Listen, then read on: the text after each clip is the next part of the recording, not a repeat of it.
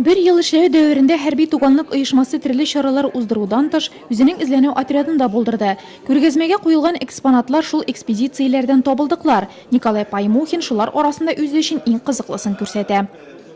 То, что представлено на этом стенде, Әлеге стендта күрсәтелгән әйберләрнең барысы да Волгоград шәһәре тирәсендә уздырылган казу эшләре барышында табылды. Менә бу тутыкмый торган кашык әле дә әйбәт сакланган. Без аны казып чыгаруны видео тасмага яздырдык. Шул кадәр ел үтеп тә ул искиткеч сакланып калган. заснято было.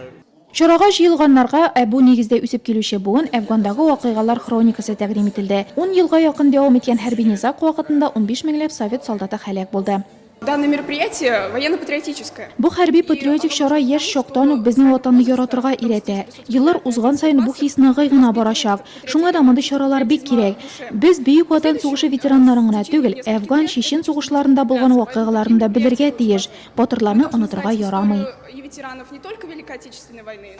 Әле яңа гына барлыкка килгән булса да, иҗтимагый оешманың актив әгъзалары шактый. Чарада аларга рәхмәт хатлары һәм дипломнар тапшырылды. Оешма таныклыклары бирелде. Рәис Шәмсетдинов та хәзер хәрби туганлыкта. Мен 87-дә хезмәт иттем, 87-дән 89-га. Электен Киркинский отряд, погранотряд. Учеб көттек анда. Аннан соң Афганистанга киттек, учебкадан соң. Афганистанда Шеберган деген шәһәрдә хезмәт иттем. Шеберган деген шәһәрдә хезмәт иттем. Хезмәт нормаль үтте. Аннан соң инде менә катерга туры килде. Монда очрашабыз менә ел саен. Киләсе елның 15 февралендә Әфган җиреннән совет гаскәрләрен чыгаруның 30 еллыгы.